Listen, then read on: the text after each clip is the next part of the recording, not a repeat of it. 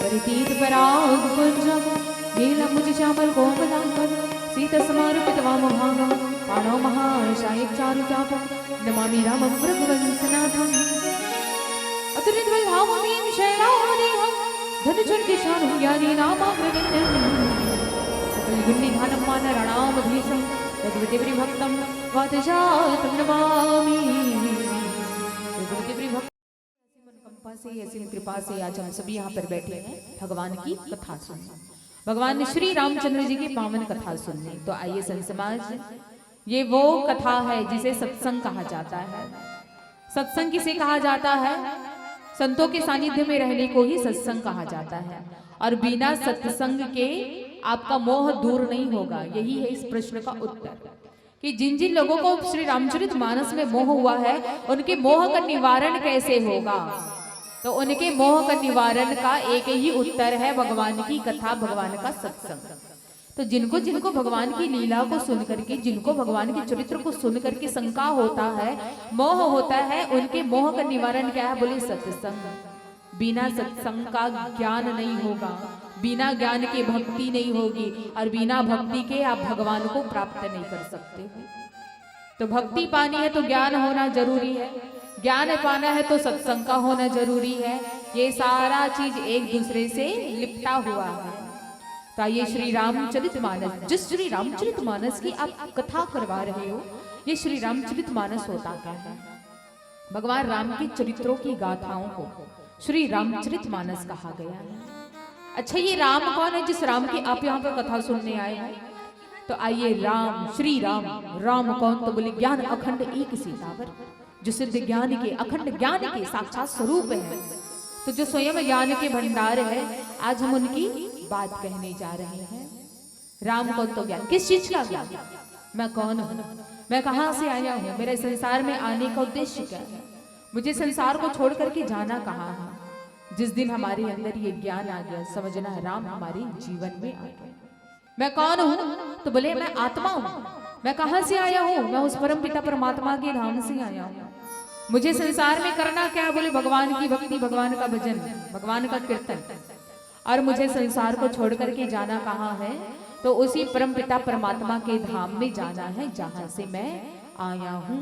तो संत समाज, जिस दिन हमारे अंदर ये ज्ञान उत्पन्न हो गया, जिस दिन हमारे चेत में ये चैतन्य ज्ञान आ गया, समझना राम हमारे जीवन में है। और यही परमात्मा राम की आज हम सभी यहाँ पर कथा सुनने बैठे हैं। तो निवेदन है, ध्यान पूर्वक मन लगा करके सुनना, क्योंकि कहते हैं कि भगवान की कथा सुनने से मन की व्यथा समाप्त होती है। व्यथा यानी हमारे जीवन में जो भी दुख है, जो भी तकलीफ है, ये भगवान की कथा सुनने मात्र से दूर हो जाती है। अब आप कहोगे भाई कि हम तो हर साल यहाँ पर बैठ करके भगवान की कथा सुनते हैं, हर साल अरसी टोला में भगवान की कथा कराई जाती है, अगल बगल के गांव में जाकर के भगवान की कथा सुनते हैं, टीवी में, मोबाइल में, रेडियो में, हर जगह भगवान की कथा अवेलेबल है, उपलब्ध है। तो भगवान की कथा को सुनने के बाद भी आज का जो मानव है वो दुखी है, परेशान है। कारण क्या है? क्यों हम भगवान की कथा को सुनने के बाद रो रहे हैं, परेशान हैं? तो संत समाज, कारण कोई और नहीं है, कारण हम हैं। हम भगवान की कथा रोज सुनते हैं, हम भगवान की कथा सुनते जरूर है, हम भगवान की कथाओं को समझते जरूर है, लेकिन हम भगवान की कथाओं को अपने जीवन में अनुभव नहीं करते हैं। इसलिए अनुभव का होना अत्यंत जरूरी है। बिना अनुभव का ज्ञान नहीं हो सकता। भगवान की कथाओं को अपने जीवन में अनुभव करो कि भगवान की जो दशा है, भगवान का जो चरित्र है, यदि हम उसे अपने जीवन में धारण कर ले तो क्या हमको अपने जीवन से रोना पड़ेगा? नहीं। इसलिए ये अनुभव करने वाली चीज है। मानस की कथाओं को, मानस यानी क्या होता है? मानस यानी मन, बुद्धि, चित्त, मंथन करना, चिंतन करना। भगवान राम के चरित्रों की गाथाओं को अपने मन में बैठा करके अपने दैनिक जीवन में लाना, अपने आदर्श में लाना, अपने व्यवहार में लाना ही श्री रामचरितमानस कहलाता है। और यही श्री रामचरितमानस की हम सभी यहाँ पर कथा सुनने बैठे हैं।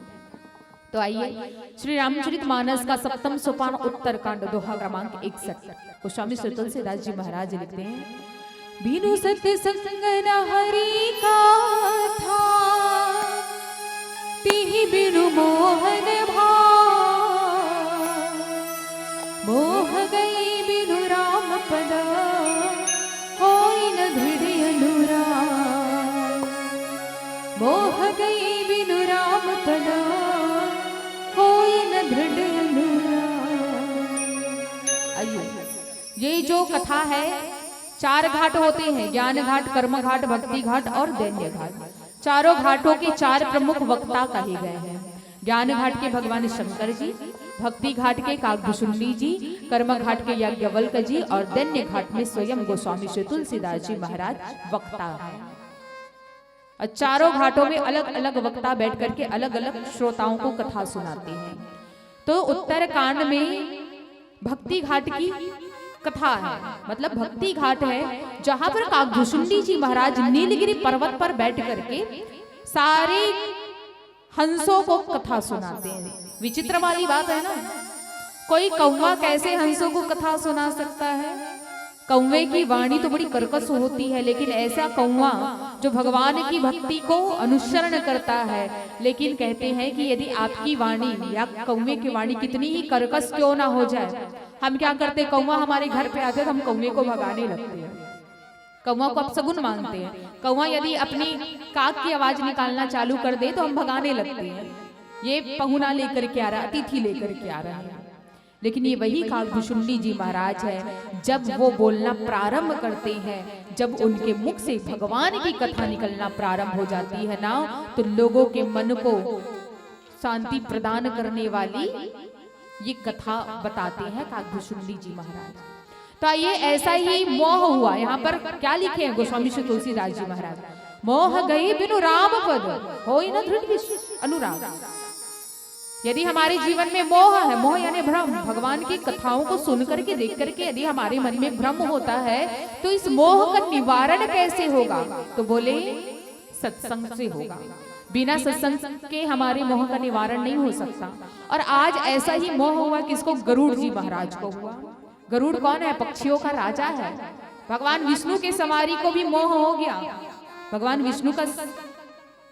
विष्णु जिस पर सवार करते हैं गरुड़ जी महाराज। तो ऐसे गरुड़ को भी भगवान की लीला को देख करके मोह हो गया।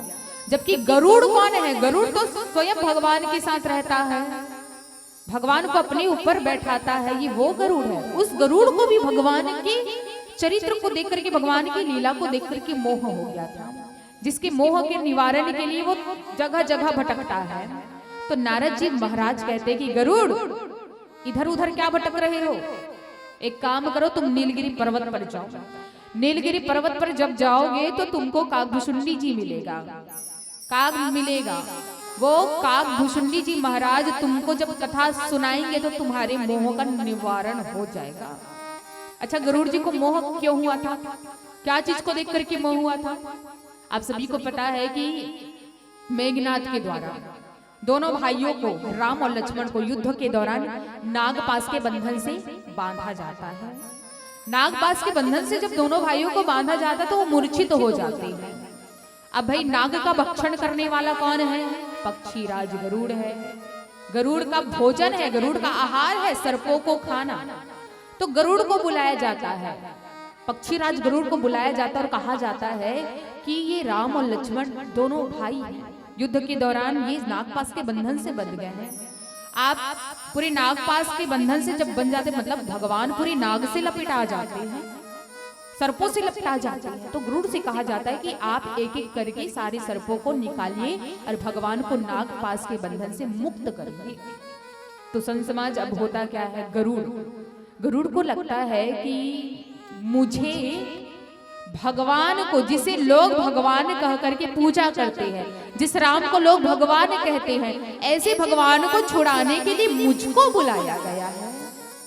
गरुड़ को अहंकार आ जाता है। क्यों अहंकार आ जाता है?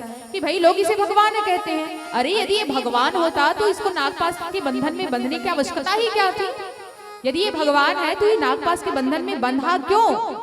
और यदि बंधा भी है तो ये खुद से भी तो छुड़ा सकते हैं ना, खुद से भी छुटकारा पा सकते हैं, लेकिन इनको छुड़ाने के लिए मुझे बुलाया गया। ये है भगवान की लीला, जो अपनी लीला गरुड़ को दिखा रही है कि मैं नागपाश के बंधन से बंधा हूं। तो गरुड़ को यही लगता है कि भाई मुझे बुलाया गया, लोग इसको भगवान कहते हैं, लोग इसे भगवान कहते हैं, ये तो स्वयं नागपाश के बंधन से बंधा हुआ है, मुझे छुड़ाने के लिए बुलाया गया है। तो गरुड़ एक एक करके नागपाश के बंधन को निकालने लगता है। तो भगवान अपनी लीला दिखाते, जिसके कारण से गरुड़ को मोह हो जाता है। तो उसी मोह के निवारण के लिए वो इधर उधर भटकने लगता है। तब नारद जी के वचनों को पा करके वो कहा जाता है नीलगिरी पर्वत पर, जहाँ काकभूषुंडी जी महाराज सारे हंसों को कथा सुना रहे हैं। आकर के देखता है पक्षीराज गरुड़ की किस प्रकार से, अरे ये तो कौवा है, कौवा हंसों को कथा सुना रहा है। मैंने तो सुना था कि कौवों की जो आवाज होती बड़ी कर्कश होती है, उनके मुंह से कुछ अच्छा नहीं लगता, लेकिन आज मैं पहली बार अपने नेत्रों से, मतलब दूर से देखते हैं भाई जाहिर सी बात है ना, यहाँ कोई नई मंडली बैठ जाए तो आप सभी पहले घर से सुनोगे कि मंडली का भजन अच्छा है कि नहीं, मंडली वाले की कथा अच्छी है कि नहीं। अच्छा लगेगा तो धीरे धीरे घर से निकल करके यहाँ तक आओगे और बैठोगे। तो गरुड़ से भी, गरुड़ पक्षीराज गरुड़ दूर से सुन रहा है, दूर से देख रहा है कि किस प्रकार से हंसों को कथा सुना रहा है, अच्छा लगता है। तब धीरे से आता और काकभुसुंडी जी महाराज को अपने बारे में बताता कि किस प्रकार से गरुड़ को भगवान की लीला को देख करके मोह हुआ था। तब काकभुसुंडी जी महाराज गरुड़ से कहने लगते, हे गरुड़ मेरी बात ध्यान से सुनो, बिनु सत्संग न हरि कथाते ही बिनु मोह न भाव। तुम सत्संग करो, बिना सत्संग के बिना मोह का निवारण नहीं होता। यदि तुमको अपने मोह का निवारण करना है तो सत्संग करना पड़ेगा। और यही सत्संग किसे कहते हैं? सत्संग, सत्य में सत्य यानी क्या होता है? सच्चाई। सत्य यानी सत्य होता, सच्चाई। संग यानी संगति करना। भाई आपकी सहेली कहीं बाजार जा रही तो आप क्या कहोगे कि चलो मैं भी तुम्हारे साथ चलती हूँ संग देने के लिए, इसे कहते हैं संग देना। तो वैसे ही कहा जाता है सत्य। सत्य यानी सत्य।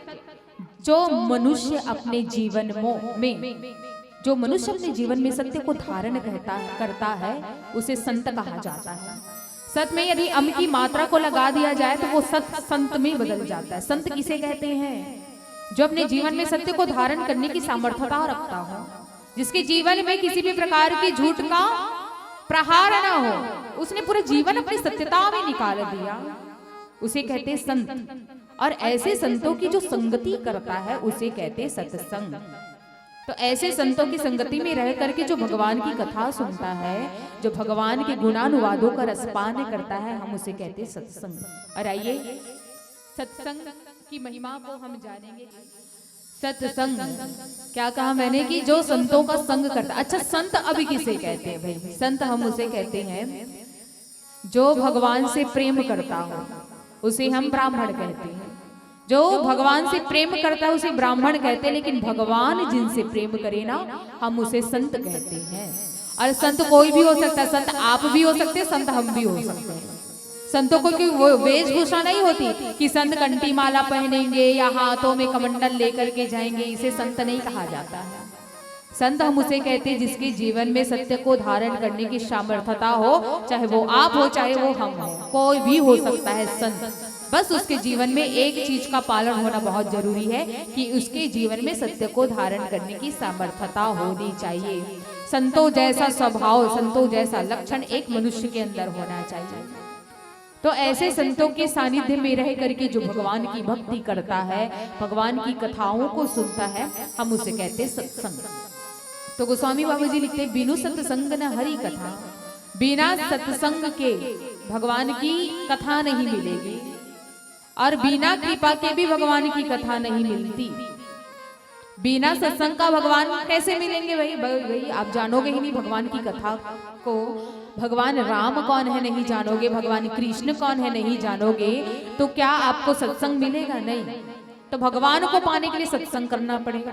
और सत्संग के बिना सत्संग के मोह का निवारण नहीं होगा।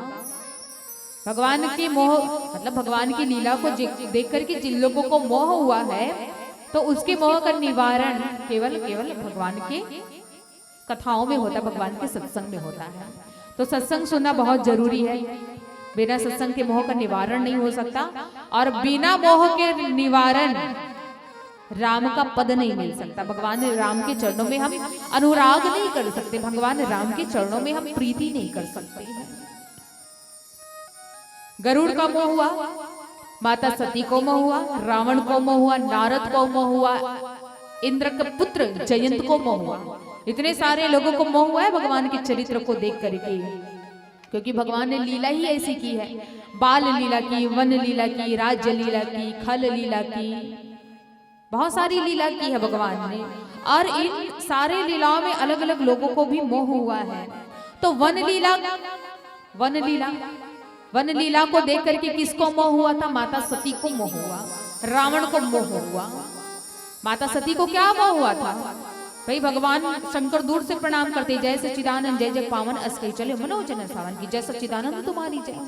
माता सती बगल में रहती है। माता सती देखती, अरे मेरे स्वामी किसको प्रणाम कर रहे हैं।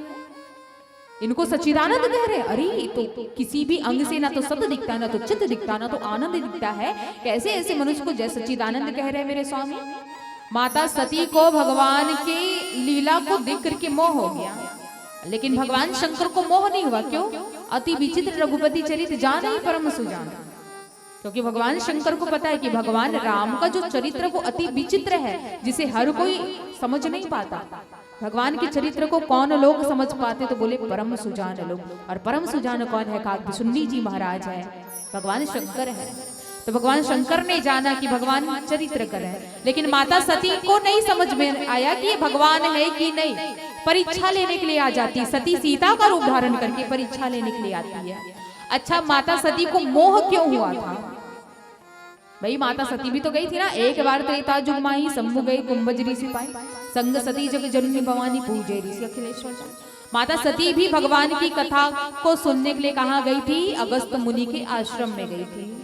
रोज कथा सुनने के लिए बैठती थी, लेकिन मन कथा में नहीं लगने के कारण, भगवान की कथा मन में नहीं जाने के कारण माता सती को मोह हुआ। माता सती रोज वहां पर बैठती थी शरीर से, केवल शरीर से, शारीरिक रूप से, लेकिन मन इधर उधर विचलित होने के कारण उनको भगवान की कथा समझ में नहीं आई। और भगवान की कथा समझ में नहीं आई, इसलिए भगवान की लीला को देख करके माता सती को मोह हुआ। और ये दिक्कत हमारे साथ भी, इतने सारे लोग बैठे हो, लेकिन मैं बताती हूँ मुश्किल से 10 से 15 लोग ही भगवान की कथा में मन को लगाए होंगे, और बाकी लोग सिर्फ शरीर से बैठे हैं, केवल शरीर से भीड़ बढ़ाने के लिए। मन इधर उधर भटक रहा होगा, किसी को घर तरफ ध्यान होगा, किसी को खाने की चिंता होगी कि कब वहां से आधे लोग उठे, कब हम जाकर के बैठे खाने। मन इधर इधर बहुत विचलित होता है भगवान की कथा में जब बैठो तो माता सती के साथ जब हुआ तो हम भी तो मनुष्य हैं, हमारे साथ कैसे नहीं होगा। लेकिन यही तो कथा है, यही तो सत्संग है, यही से तो ज्ञान उत्पन्न होगा, यही सत्संग है। सत्संग में ही आपको ज्ञान की उत्पत्ति होगी, यहीं से आपको पता चलेगा कि मन को कथा में कैसे एकाग्र करना है। हम भगवान के सामने कह तो देते हैं कि प्रभु तन मन धन सब है तेरा, स्वामी सब कुछ है तेरा। हम भगवान की कथा में तन को लगा देते हैं, कई हजारों करोड़ों रुपया खर्च करके भगवान की कथा में धन को लगा देते हैं, लेकिन जब बारी हमारे मन की आती तो हम मन क्यों नहीं लगा पाते हैं? विचार करिए, विमर्श करिए इस पर। मन को लगाना बहुत जरूरी है, क्योंकि तन और धन से भगवान की कथा सफल नहीं होगी। तन मन धन तीनों चीज जब भगवान को अर्पण करोगे ना, तब जाकर के सत्संग कहलाएगा। इसे कहते हैं सत्संग, कि भगवान की कथाओं में मन को लगाना ही भगवान का असली सत्संग माना गया है, असली सत्संग माना गया है। मनसा वाचा कर्मणा, मन वचन कर्म से तीनों चीजों को जब भगवान की कथाओं में लगा दोगे ना संत समाज, तो यही तो सत्संग है। मन से सत्संग करना, कर्म से सत्संग कर सकते हो, वचन से यानी बोल करके भगवान की सत्संग कर सकते हो। स्पर्श सत्संग होता है, दर्शन सत्संग होता है, और साक्षात यहाँ पर बैठ करके जो करते हो इसे भी सत्संग कहा जाता है। कई तरह के सत्संग होते हैं। स्पर्श सत्संग, स्पर्श सत्संग यानी आप यहाँ पर मौजूद नहीं होंगे, कुछ लोग घर से बैठ करके भगवान की कथा को स्पर्श कर रहे हैं, मतलब सुन रहे हैं, केवल भगवान की कथा को वो सुन रहे हैं। श्रवण सत्संग जिसे कहा जाता है, श्रवण के साथ वो सत्संग कर रहे हैं, केवल सुनने का काम कर रहे, वो देखने का काम नहीं कर रहे हैं, वो दर्शन के अभिलाषी नहीं है। जो अपने घर में बैठ करके, भाई पोंगा क्यों लगाया जाता है घर घर में, ताकि जिनको आने की व्यवस्था न हो, जो आ नहीं सकता वो घर में बैठ करके भी सोते, काम करते, हंसते, जगते सब समय वो कानों से भगवान की कथा को सुन करके भी वो सत्संग का लाभ ले सकता है, जिसे कहते हैं श्रवण सत्संग। केवल सुन करके ही भगवान की कथाओं को अपने जीवन में उतारना सत्संग कहलाता है, केवल श्रवण सत्संग। और स्पर्श सत्संग किसे कहते हैं? स्पर्श सत्संग उसे कहते हैं, कुछ लोग यहाँ पर बैठे होंगे, मुश्किल से 5 मिनट बैठेंगे, एक बढ़िया सा भजन सुन लिए, निकल जाते हैं, या थोड़ा सा भगवान की कथा अच्छी लगी, कथा समझ में आई तो बैठेंगे, नहीं समझ में आई तो उठ करके जाएंगे। इसे भी सत्संग ही कहा जाता है। कि यदि आप अपने जीवन का 5 मिनट भी बैठ करके यहाँ पर यदि भगवान की कथाओं को सुन रहे हो, तो स्पर्श सत्संग है कि आपने केवल स्पर्श किया और वहां से चले गए, मतलब भगवान की कथा में आपने थोड़ा सा मन को लगाया फिर चले गए, स्पर्श सत्संग है। और आप लोग जो यहाँ पर से बैठे हो ये असली सत्संग है। आप लोग सब कर रहे हो, मन को भी लगा रहे हो, वचन भी लगा रहे हो, कर्म भी कर रहे हो। इस पंडाल में जो लोग पानी देने की व्यवस्था करते हैं, चाय देते हैं, कर्म करते हैं, कर्म यानी काम करना, अच्छे कर्म को ही कर्म सत्संग कहा गया है। मुख से अच्छे वचन बोलना, सत्य बोलना, इसे भी सत्संग कहा गया है। लेकिन कैसे वचन बोलना? भगवान के नाम रूपी वचनों को बोलना, भगवान राम के गुणानुवादों को कहना, ये वचन कहलाता है। और मन मंत्र जाप मम दृढ़ विश्वास पंचम भजन सो वेद प्रकाश। भगवान का सबसे बड़ा यदि कोई सत्संग है तो वो है राम नाम रूपी सत्संग, जिसे 9 प्रकार की भक्ति में 5वीं भक्ति मानी गई है, मंत्र जाप। आप बैठे हो तो इस मन को खाली मत रखिए, मानसिक जाप करना प्रारंभ कर दो, मन में हरि राम हरे कृष्ण जाप करना प्रारंभ कर दो। ये आपका मानसिक सत्संग कहलाएगा। आप मन से भी भगवान की कथा में समर्पित कर चुके हो अपने आप को, इसे मानसिक सत्संग कहते हैं। यानी मनसा वाचा कर्मणा, ये सारी चीजों को भगवान की कथा में लगा देना ही सत्संग कहलाता है। और ऐसे सत्संग का लाभ आप सभी ले रहे हो, क्योंकि भाई गोस्वामी श्री तुलसीदास जी महाराज ने स्वयं कहा है क्या, एक घड़ी आधो घड़ी पुण्य आधो किया, तुलसी चर्चा राम के कटे कोटि अपराध। कोई दिक्कत नहीं है यार, यदि आप 24 घंटा भगवान की भक्ति नहीं कर सकते हो, उसका आधा समय निकाल लो। आधे समय में भी यदि आप भगवान की भक्ति नहीं कर सकते तो कोई दिक्कत नहीं, 1 मिनट का और आधा मिनट कर लो, आधा मिनट का और सेकंड में भी यदि भगवान का नाम मनसा वाचा निर्मल मन जन सो मोहि पावा, निर्मल मन से बिना कपट के बिना छल के यदि आप भगवान का नाम प्रेम से विश्वास से ले दोगे ना, तो उसमें भी एक राम का नाम इतना प्रभावशाली होता है कि आपको जीवन भर के पाप से मिटा देगा। ऐसा प्रभाव है इस सत्संग का। तो गोस्वामी बाबा जी ने लिखा कि बिना सत्संग के आपको भगवान नहीं मिल सकते, और बिना हरि कथा के आपका मोह का निवारण नहीं होगा। और जब तक मोह का निवारण नहीं होगा तब तक आप भगवान के चरणों में प्रेम नहीं कर सकते। तो भगवान के चरणों में प्रेम करना है तो सबसे पहले तो संतों का सानिध्य करना पड़ेगा। संतों का सानिध्य करोगे तो सत्संग मिलेगा, सत्संग करोगे तो भगवान की भक्ति मिलेगी। अब भगवान की भक्ति अगर मिल गई तो आपको राम चरण में अपने आप प्रीति हो जाएगी, भगवान राम स्वयं आपके पास में आ जाएंगे। तो आइए एक सुंदर सा भजन, तत्पश्चात सत्संग की महिमा को और जाने और विचार विमर्श करें। सियावर रामचंद्र की जय।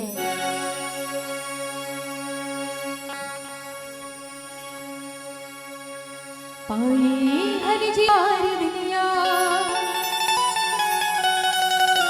माटी मया माई सारी दुनिया, हरि भक्ति भजन राम भुलाई नारी, मोह माया ममला मिलाई नारी, मोह माया ममला मिलाई नारी।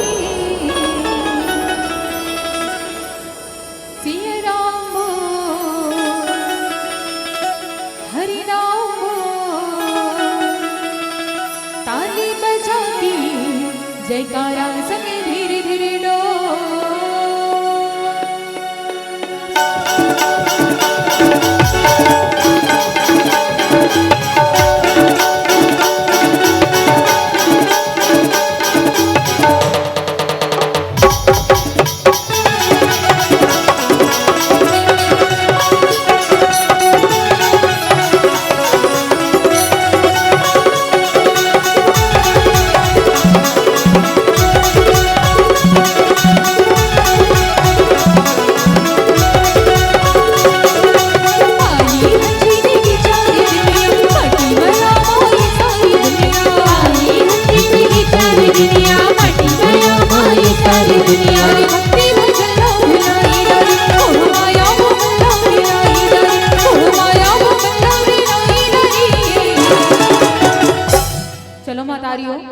खाली भी नहीं बैठना है।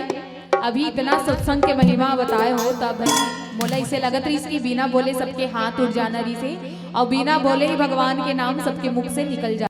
तो आवाओ निवेदन है आप सब झल्ले दोनों हाथ लो, एक कनिक उठाना है, एमा थोड़ा जोर लगाना है और जोर लगा के जयकारा लगाना है भाई। बोले साचे दरबार की सिया राम बोल हरि नाम बोल ताली बजा के जयकारा संग धीरे धीरे सिया राम बोल हरि नाम बोल ताली बजा के जयकारा संग धीरे धीरे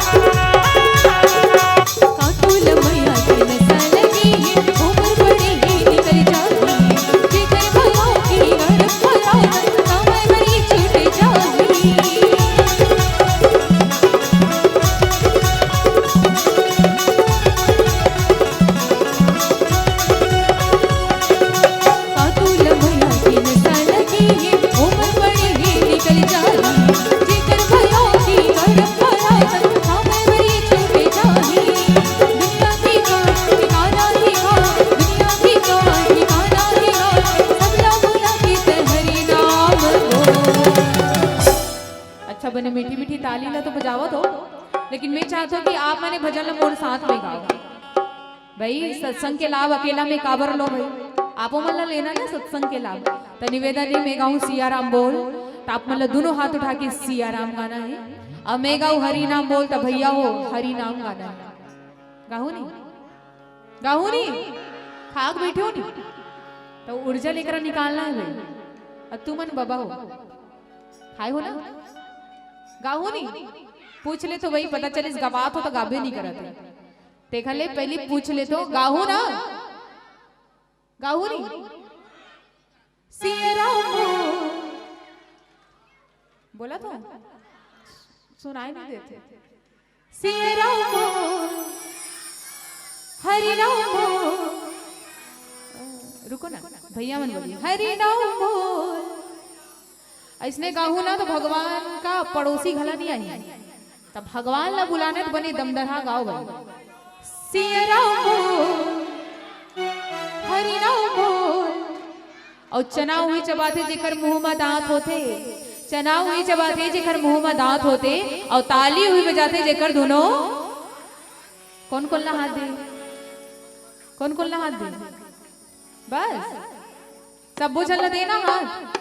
तो ये हाथ लेकर कहीं उठाओ भैया मत, थोड़ा जोर लगाना है, जोर लगा के जयकारा लगाना है। बोले साचे दरबार की सिया राम बोल हरि नाम बोल ताली बजा के जयकारा संग धीरे धीरे सिया राम बोल हरि नाम बोल ताली बजा के जयकारा संग धीरे धीरे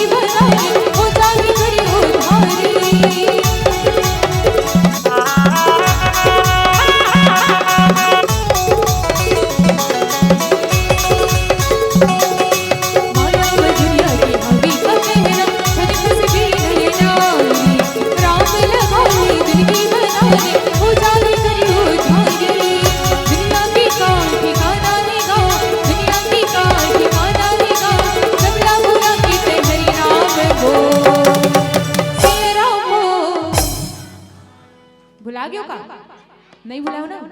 सिया राम हरि नाम आगू दोनों जन बाबा मन बोलत ना एकदम इंटरेस्ट के साथ। अब बाकी मन कावर उंघा के समझ में नहीं आते भाई। हाँ एक रो भी कथा अभी मैं बताऊं जस्ट मोल भजन होते तान में श्रोता मन के बारे में बताऊं कि श्रोता मन की भी क्या खासियत है। ता सत्संग में भी श्रोता मन की भी बहुत बड़ी भूमिका होते। तो निवेदन है सत्संग में बैठे हो तो बढ़िया मिल के प्रेम से सत्संग करने बे। हरि नाम बोल सिया राम बोल हरि नाम बोल और दोनों हाथ उठा के बोल सांचे दरबार की सिया राम बोल हरि नाम बोल ताली बजा के जयकारा सभी धीरे धीरे हरि नाम बोल ताली बजा के जयकारा सब धीरे धीरे डोल। आई हंसने की सारी दुनिया मटी बना माई सारी दुनिया आई हंसने की सारी दुनिया मटी बना माई सारी दुनिया। हरि भजन भुलाई नरी मोह माया भगला विलाई नरी मोह माया भगला विलाई नरी सिया राम बोल हरि नाम बोल सिया राम बोल हरि नाम बोल ताली बजा के जयकारा सभी धीरे धीरे डोल। सिया राम बोल हरि नाम बोल ताली बजा के जयकारा सब धीरे धीरे डोल। सिया राम बोल हरि नाम बोल ताली बजा के जयकारा सभी धीरे धीरे डोल। सिया राम बोल हरि नाम बोल ताली बजा के जयकारा सब धीरे धीरे डोल। सिया राम बोल हरि नाम बोल ताली बजा के जयकारा सब धीरे धीरे डोल। सिया राम बोल हरि नाम बोल ताली बजा के जयकारा सब धीरे धीरे डोल। बोल सांचे दरबार की इस सत्संग में भी श्रोता का बहुत बड़ा भूमिका होता है भाई सत्संग तब तक नहीं हो सकता जब तक सुनने वाला ना हो और सत्संग तब तक नहीं हो सकता जब तक कहने वाला ना हो। तो वक्ता और श्रोता दोनों का होना अत्यंत आवश्यक है। तो आइए मैं बिना श्रोता का सत्संग नहीं हो सकता याद रखना, इसलिए श्रोताओं का होना अत्यंत आवश्यक है। और आप सभी बहुत समय से हर मंडली को 1.5 से 2 घंटा श्रवण पान कर रहे हो। ये आपकी परिचय है, ये आपका एक सुंदर श्रोता का परिचय है कि आप सभी सुंदर श्रोता बनकर के आज भगवान की कथाओं को सुन रहे हो। तो आइए सत्संग में भी श्रोता का बड़ा महत्व होता है। 3 प्रकार के श्रोता होते हैं। पहला होता है सच्चा श्रोता, सच्चा श्रोता, दूसरा होता है श्रोता, तीसरा होता है श्रोता। तो भगवान की कथा में जो भगवान के सत्संग को ध्यान पूर्वक मन लगा करके जो सुनता है हम उसे सच्चा श्रोता कहते हैं। दूसरा होता है श्रोता, जो भगवान की कथा को सुनने के लिए आए तो रहते हैं, अच्छा हाँ आज तो बढ़िया कथा सुनेंगे भाई, 1 घंटा 2 घंटा बैठ करके भगवान की कथा सुनेंगे। लेकिन कब उस मनुष्य की भगवान की कथा सुनते सुनते नींद पड़ जाए पता नहीं चलता, भगवान की कथा में वो खाने लगता है, उसे कहते हैं दूसरे प्रकार का श्रोता। और तीसरा होता है श्रोता, जो कथाकार की कथाओं को तो नहीं सुनता लेकिन कथाकार की कथाओं को श्रोता के समान बराबर भागों में बांटे, उसे कहते हैं तीसरे प्रकार का श्रोता। तो आप सभी देख लो भाई, आप सभी कौन से प्रकार के श्रोता हो। यदि भगवान की कथाओं को ध्यान पूर्वक मन लगा करके सुन रहे हो तो आप सच्चे श्रोता माने जाओगे। भगवान की कथा को सुनते सुनते ऊँघा रहे हो, सो रहे हो तो दूसरे प्रकार के श्रोता कहलाओगे। और यदि किसी कथावाचक की कथाओं को बीच बीच में आकर के रोका टोकी करोगे, नहीं यहाँ पर ऐसा होगा, यहाँ पर वैसा होगा, श्रोता को बराबर भागों में बांटोगे उनकी कथाओं को, तो इसे कहते हैं तीसरे प्रकार का श्रोता। तो सत्संग में श्रोताओं का बड़ा भूमिका होता है कि आज श्रोता कैसे होना चाहिए। तो बिनु सत्संग आइए, सत्संग हर किसी को नहीं मिलता। कहते हैं बड़े बड़े संत महात्मा बताते हैं कि जिनका प्रारब्ध का पूर्ण अच्छा होता है, जो पिछले जन्म में अच्छे कर्म करते हैं, उनको सत्संग की प्राप्ति होती है। हर किसी को सत्संग नहीं होता भाई। आप घर के बगल में शिव पुराण क्यों ना करवा लो, आप घर के बगल में भागवत श्रीमद् भागवत की कथा क्यों ना करा लो, आप घर के बगल में श्री रामचरित मानस की कथा क्यों ही ना करवा लो। लेकिन जिस मनुष्य का प्रारब्ध पुण्य ठीक नहीं है जिसने पहले ही पूरा कुकर्म कर डाला है उसे सत्संग नसीब नहीं होता। तो भगवान का भी सत्संग पिछले जन्म के प्रारब्ध के पुण्य से मिलता है। तो आप अपने पुण्य को ऐसे बना करके रखो, आप भगवान की सत्संग में पुण्य अर्जित कर सकते हो। तो यदि आपको पुण्य अर्जित करना है तो भगवान का सत्संग करना पड़ेगा। बिना सत्संग के आपको कर्म नहीं मिलेगा, बिना सत्संग के पुण्य नहीं मिलेगा। तो पुण्य कमाना है तो भगवान का सत्संग करना पड़ेगा। और बार बार ये बताया जा रहा है संतों की पहचान करो, संतों की पहचान करो। जो आपको सच्चा लगे, कहने का मतलब ये है जो भाई संत किसे कहते हैं, जिसका चरित्र निर्मल हो।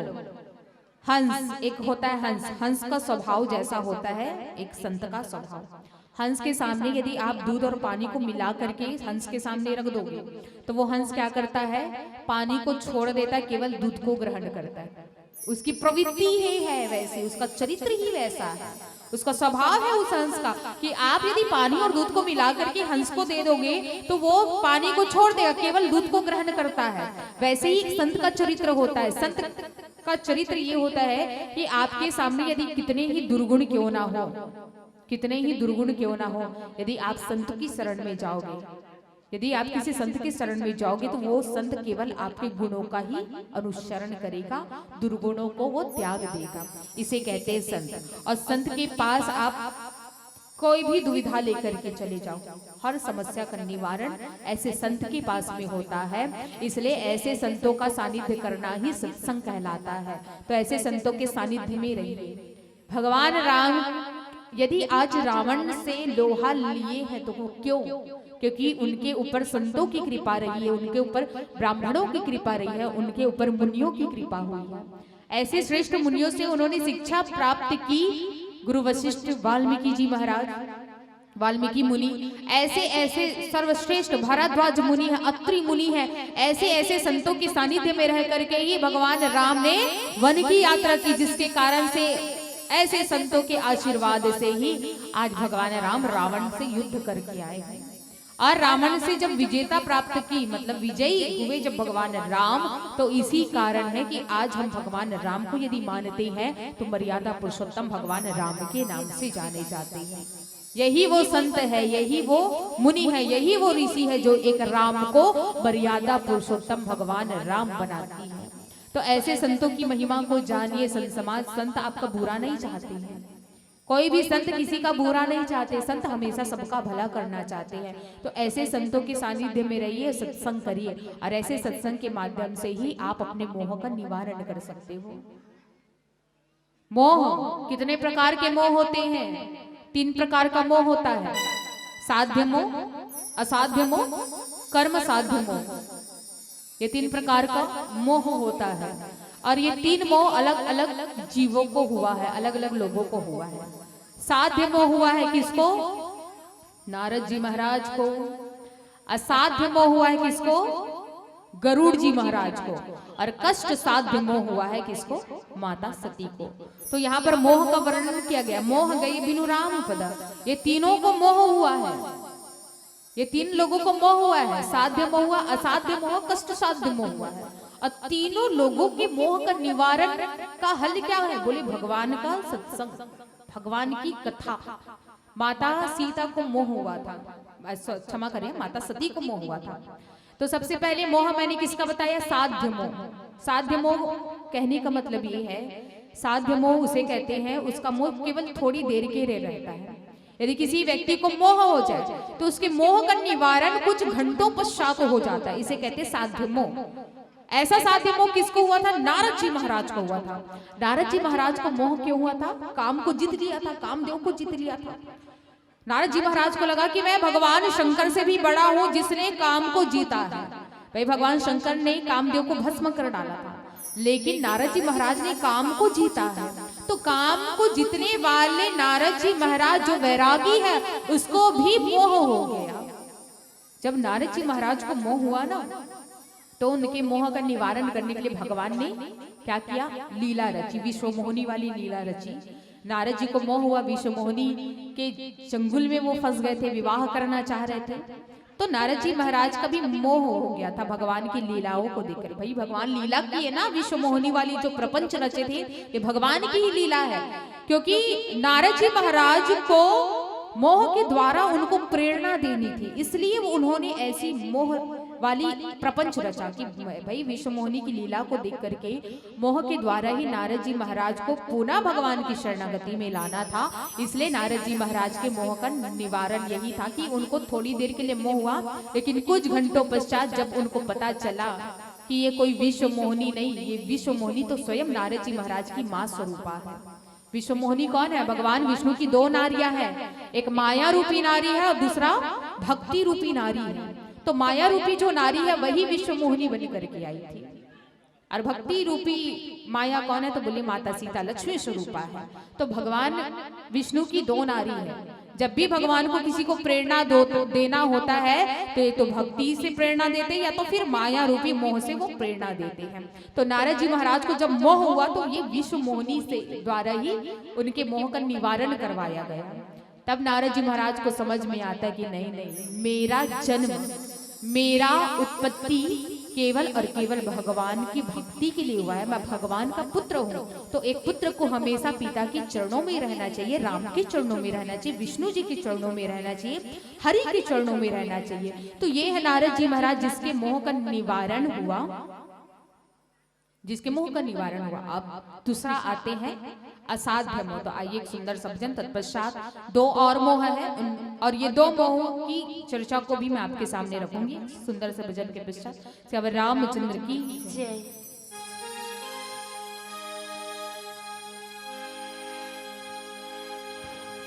प्रेम से बोलिए राजा रामचंद्र की जेखर सुमिरन से मिट जाते जीवन के संताप जी, बड़े बड़े पापी मन तरगे हमरो मिटी पाप जी। पाप नासिनी गंगा के पानी जी, राम के अमर कहानी मोला गाए गाए बर भाते ना, सिया राम के अमर कहानी।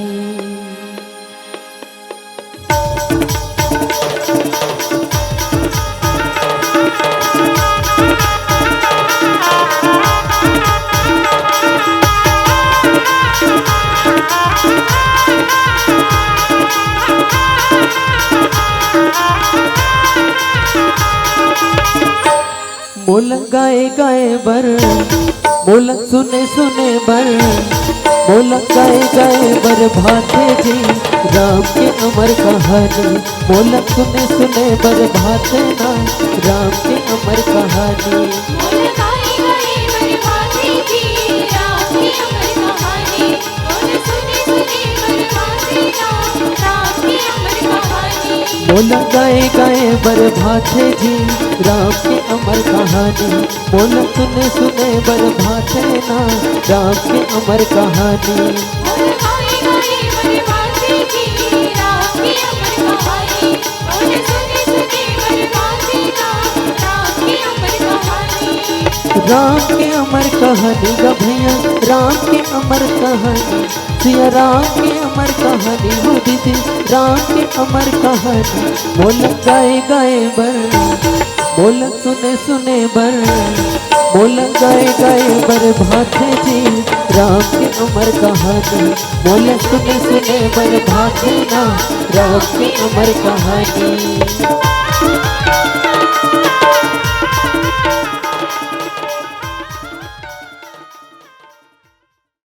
प्रकार का मोह मैंने बता दिया कि पहला मोह हुआ था नारद जी महाराज को, जिसे कहते साध्य मोह, जिसका कुछ समय तक प्रभाव रहता है, लेकिन जैसे ही वो भगवान की यदि कथा सुन लेता है तो उसके कथा का निवारण हो जाता है। मतलब कुछ क्षणिक मात्र के लिए वो मोह रहता है, फिर उसके मोह का निवारण हो जाता है, उसे कहते साध्य मोह। अब आते असाध्य मोह। असाध्य मोह किसे कहते हैं? जिसका निवारण केवल और केवल सत्संग से ही मिलता है, भगवान की कथा से मिलता है, उसे कहते हैं असाध्य मोह। और ये मोह हुआ था किसको? गरुड़ जी महाराज को। जो अभी गरुड़ जी महाराज, ये वही गरुड़ जी महाराज है जो आज काकभूषुंडी जी महाराज के पास आए हैं नीलगिरी पर्वत पर भगवान की कथाओं को सुनने के लिए। तो काकभूषुंडी जी महाराज कहते हैं कि भाई आपको तो असाध्य मोह हुआ है, जिस मोह का निवारण होगा सत्संग के माध्यम से, कथा के माध्यम से। तो गरुड़ जी महाराज की कथा मैंने पहले ही प्रारंभ में बता दी थी कि गरुड़ जी महाराज जब भगवान को नागपाश के बंधन से बंधा देखते हैं तो गरुड़ को बुलाया जाता है नागों को निकालने के लिए, सर्पों को निकालने के लिए। तो वही समय भगवान की लीला को देख करके, भगवान के चरित्र को देख करके गरुड़ को मोह हो जाता है। तो उसके मोह का निवारण करने के लिए वो कहाँ आया है? आज काकभूषुंडी जी महाराज। जब वो काकभूषुंडी जी महाराज के मुखारविंद से भगवान की कथाओं को सुनेगा, भगवान के रहस्यमय गुणानुवादों की बातों को वो काकभूषुंडी जी महाराज के साथ सत्संग करेगा, तब जाकर के उसके मोह का निवारण होगा। और तीसरा मोह हुआ कष्ट साध्य मोह, जिसे कहते हैं इस मोह का निवारण होता है। इस मोह का निवारण इस शरीर के रहते नहीं होगा। यदि मुझे इसी शरीर में भगवान की लीला को देख करके मोह हो जाए ना, और मैं भगवान के साथ कुछ करने का प्रयास कर दूं, तो मुझे हो जाएगा कष्ट साध्य मोह। तो इस शरीर के रहते इस मोह का निवारण नहीं होता है, इस शरीर का त्याग करना पड़ता है। जब आप इस शरीर का त्याग करोगे, अगले जन्म में जाकर के आपको फिर से ये मानव तन मिलेगा, और मानव तन में जब आप भगवान का सत्संग करोगे, भगवान की भक्ति करोगे, तब जाकर के इस मोह का निवारण होगा। और ये मोह हुआ था किसको हुआ था? माता सती को हुआ था। माता सती को हुआ था कष्ट साध्य मोह। भगवान की लीला को देकर के परीक्षा लेने के लिए जाती है। परीक्षा लेने के बाद भगवान शंकर जी माता सती का त्याग कर देते हैं। तो माता सती क्या करती है? इस शरीर के रहते वो भगवान शंकर की पत्नी नहीं बन सकती है। भाई माता सती ने किसका रूप धारण कर लिया था? माता सीता का रूप धारण कर लिया था। तो भगवान शंकर जब भी माता सती को देखते थे तो उनको उनकी पत्नी सती नहीं, उनको उनकी माँ स्वरूपा, मातृ स्वरूपा माता सीता नजर आती थी। तो कोई भी पुरुष अपनी माँ के साथ पति और पत्नी वाला संबंध बना करके नहीं रख सकता है। इसलिए भगवान शंकर ने कहा कि सती अब तुम मुझे मेरी पत्नी नहीं, अब तुम मुझे मेरी माँ नजर आ रही हो। इस कारण से मैं तुम्हारे इस सती देह का अपना नहीं सकता। इस सती का जो देह तुमने धारण किया है, देह यानी शरीर, इस सती के स्वरूप को, इस सती वाले शरीर को मैं अपना नहीं सकता। इसलिए तो माता सती को समझ में आता है कि मुझे मोह हो गया भगवान की लीला को देख करके, तो जल्द से जल्द मुझे इस देह का त्याग करना पड़ेगा। जब महाराज दक्ष के यहाँ जाती है माता सती, तो उसी योगाग्नि में, जिस योगाग्नि में महाराज दक्ष यज्ञ करने वाले होते हैं, उसी योगाग्नि में अपने देह को भस्म करती है। तब जाकर के उनका पुनर्जन्म हिमाचल राज और मैना की पुत्री बनकर के आती है, पार्वती बनती है। पार्वती का भगवान शंकर के साथ विवाह होता है। तब ज्ञान घाट की कथा चलती है। भगवान शंकर कैलाश पर्वत पर ज्ञान घाट की कथा सुनाते हैं, जिसमें से ज्ञान घाट की कथा में, ज्ञान घाट में भगवान शंकर वक्ता माने जाते हैं और माता पार्वती श्रोता मानी जाती है। और माता पार्वती जी को भगवान राम की कथा सुना करके माता पार्वती भगवान की कथाओं को सुनना चाहती है, भगवान शंकर के मुखारविंद से सत्संग करना चाहती है, तब जाकर के उनके मोह का निवारण होता है। तो ये 3 प्रकार के मोह हैं जिसे हुआ, और ऐसे अलग अलग मोह का निवारण अलग अलग तरीके से भगवान करवाते हैं। तो सत्संग सबसे बड़ा, यदि मोह का निवारण कोई करने वाला है तो बोले सत्संग। आप भगवान का सत्संग करो। जब आप भगवान का सत्संग करोगे तो किसी भी प्रकार का शंका आपके मन में नहीं रहेगा, असंका नहीं रहेगा, मोह नहीं रहेगा। तो भगवान के चरणों में बड़ी आसानी से आपको प्रेम हो जाएगा। भगवान के चरणों में आपको बड़ा दृढ़ विश्वास से दृढ़ प्रेम हो जाएगा। इसे कहते हैं सत्संग करना। तो बिना सत्संग के हरि की कथा नहीं मिलती, और बिना हरि के कथा के मोह का निवारण नहीं होगा, और बिना मोह के निवारण के भगवान के चरणों में रति नहीं कर सकते। रति यानी प्रेम नहीं कर सकते। तो भगवान के चरणों में रति करना है, प्रेम करना है, तो सत्संग करिए। क्योंकि सत्संग, क्योंकि तीरथ का है एक फल, संत मिले फल 4।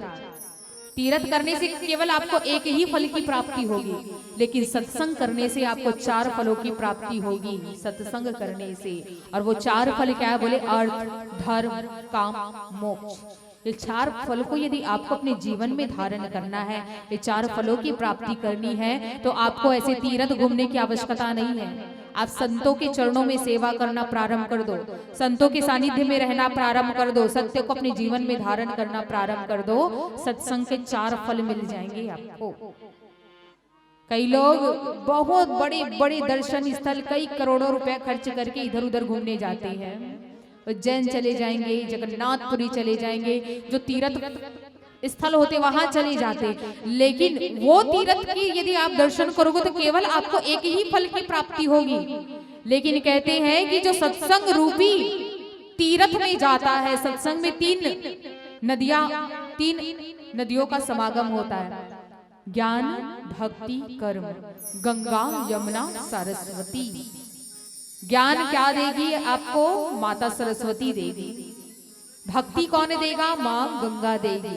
कर्म कौन देगा? माँ यमुना देगी। तो ऐसे सत्संग पर यदि आप यहाँ पर बैठ करके भगवान की कथा का श्रवण पान करते हो तो आपको तीर्थ के फल मिलेंगे ही, क्योंकि श्री रामचरितमानस में गोस्वामी श्री तुलसीदास जी महाराज ने लिखा है कि संतों का चलता फिरता समाज ही तीर्थराज या प्रयागराज कहलाता है। तो ऐसे तीर्थराज या प्रयागराज करना है तो संतों के सानिध्य में रह करके भगवान की संगति करिए, मतलब भगवान का सत्संग करिए, और इसी सत्संग के माध्यम से आपको 4 फलों की प्राप्ति हो जाएगी। तो आइए एक भजन, और आयोजित समिति से निवेदन है पीली बत्ती जला दीजिए, समय हो चुका है, क्योंकि कल हमारा एग्जाम है। और मैं तो बात करके ही आई थी कि मुझे 1.5 घंटे का मंच चाहिए, और क्योंकि मुझे लगता है समय हो चुका है, अंतिम 5 मिनट शेष रह गया है, तो हमारा एक भजन तत्पश्चात आप सभी से सादर विदाई लेंगे। सियावर रामचंद्र की जय। प्रेम से बोलिए सियावर राम है। और सुंदर सा भजन मैं गाने वाली हूँ, तो निवेदन है, जैसे आप लोगों की फरमाइश है सुंदर सा भजन, तो हमारी भी फरमाइश है मीठी मीठी तालियों की आवाज, और कुछ नहीं चाहिए। तो निवेदन है मीठी मीठी ताली बजा करके इस भजन का आनंद लेंगे। बोल सियावर रामचंद्र की जय। ये बोला निकलागी मैया, लाली लाली चुनरी हाथों,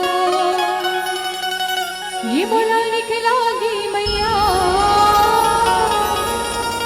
लाली रंग चुनरी हाथों, लाली लाली चुनरी हाथों, लाली रंग चुनरी हाथों, हे लाली लाली चुनरी हाथों, लाली रंग चुनरी हाथों। सभी हाथ उठा ले, हाथ उठा के मीठी मीठी तालियों से क्या?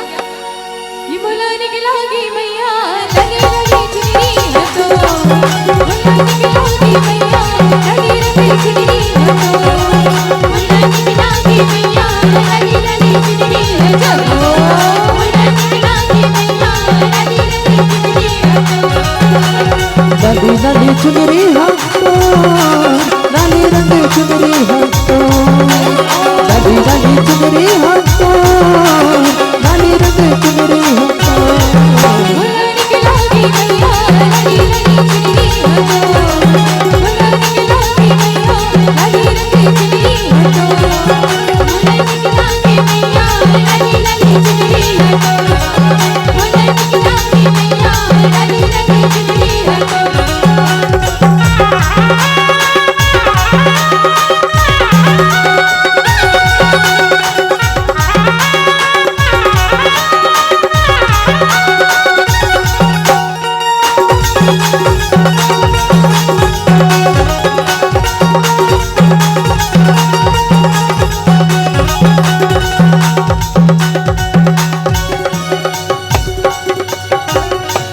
पानी आए पवन संगमा, और झूम के ताली न बजाओ ये हमर संगमा। ला बजाना है कैसे, दोनों हाथ ला उठा के।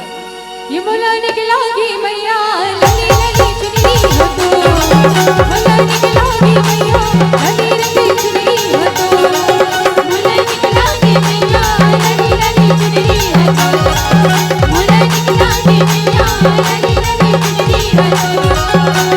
लाली लाली चुनरी हटो, लाली रंग चुनरी हटो, लाली लाली चुनरी हटो, लाली रंग चुनरी हटो। मोला निकलागी मैया लली लली चुनरी हो तो, मोला निकलागी मैया लली लली चुनरी हो तो, मोला निकलागी मैया लली लली चुनरी हो तो, मोला निकलागी मैया लली लली चुनरी हो तो।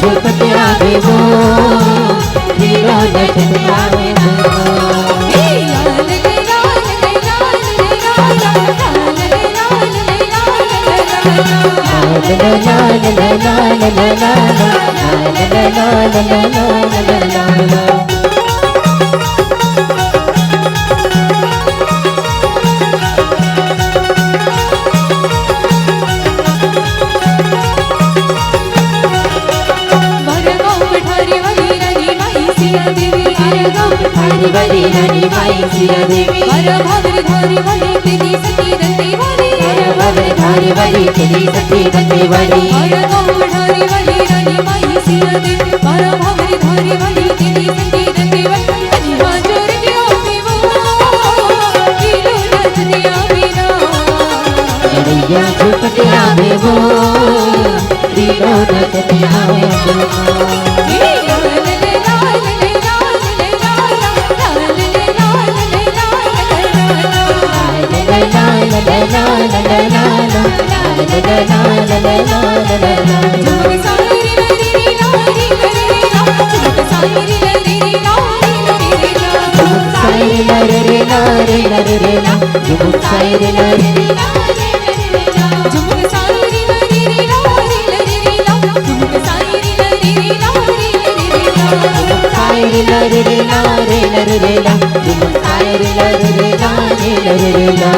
जोहरी जोहरी जोहरी लगाओ मेरो, इसो बस्तरी की देवी देव जोहरी लगाओ मेरो, झुमके सायरी लरी रे लारे लरी रे ला, झुमके सायरी लरी रे लारे लरी रे ला, झुमके सायरी लरी रे लारे लरी रे ला, झुमके सायरी लरी रे लारे लरी रे ला।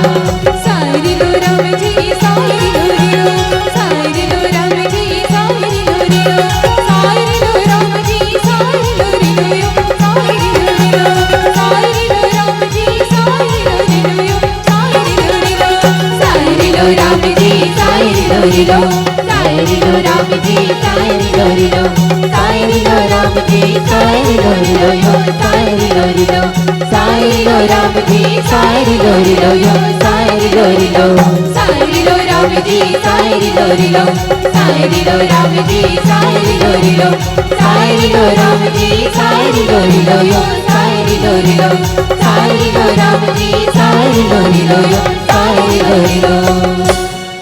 प्रेम से बोलिए सियावर रामचंद्र की, तेली सती दाई की।